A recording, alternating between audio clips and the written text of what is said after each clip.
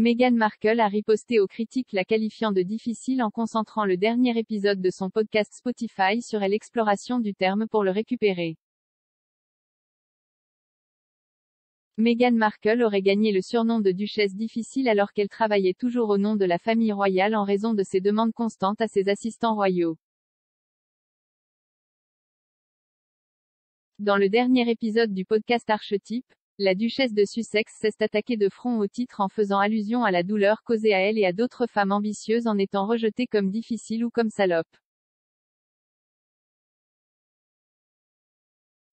Meghan a semblé suggérer qu'elle avait adopté une stratégie claire pour empêcher le terme de l'affecter et l'exploiter à la place pour la pousser à embrasser sa nouvelle vie.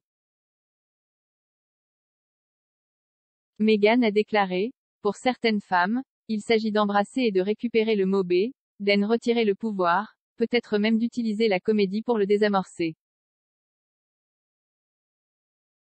Et pour d'autres, cesse de rester là-dedans en sachant et en n'étant pas affecté par l'implication du mot ou de son cousin, difficile. S'en sortir malgré la douleur, voire l'insécurité qu'elle peut engendrer. Et parfois en utilisant la fouille pour conduire, les rapprochant de leur objectif, construisant une entreprise, une carrière. La duchesse de Sussex a suggéré le terme difficile et le mot B est souvent utilisé comme une déviation des traits géniaux de certaines femmes.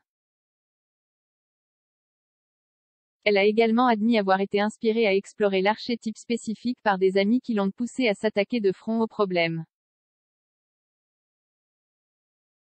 Meghan avait précédemment abordé le surnom qu'elle avait acquis alors qu'elle était royale à plein temps en précisant qu'elle n'est pas difficile, je suis particulière.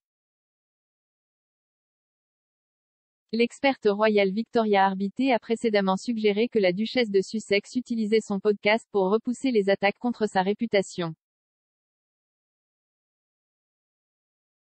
Madame Arbité a déclaré que l'accord avec le géant du streaming Spotify a offert à Meghan une énorme plateforme pour changer le récit sur elle et le départ du prince Harry de la famille royale.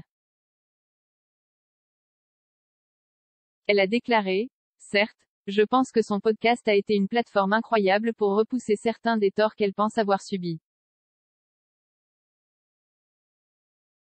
Le surnom a été inventé en 2018 à la suite de rumeurs avec lesquelles Meghan était assez difficile à travailler.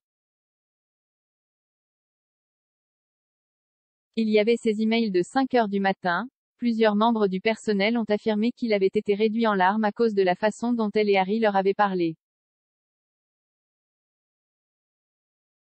Ces affirmations ont été vigoureusement démenties par les Sussex. Avec le podcast, c'est une opportunité d'obtenir sa version là-bas, probablement pas de la même manière flagrante que nous avons vu à travers les interviews, comme avec Oprah Winfrey, mais toujours une opportunité de la mettre au clair alors qu'elle le voit. Les spéculations sur la conduite de la duchesse envers le personnel ont déclenché une enquête sur les allégations d'intimidation faites par d'anciens assistants. Un porte-parole du duc et de la duchesse de Sussex a qualifié les allégations de campagne de diffamation calculée basée sur des informations trompeuses et nuisibles. Ils ont ajouté, la duchesse de attristée par cette dernière attaque contre son personnage, en particulier en tant que personne qui a été la cible de brimades et est profondément engagée à soutenir ceux qui ont subi des douleurs et des traumatismes.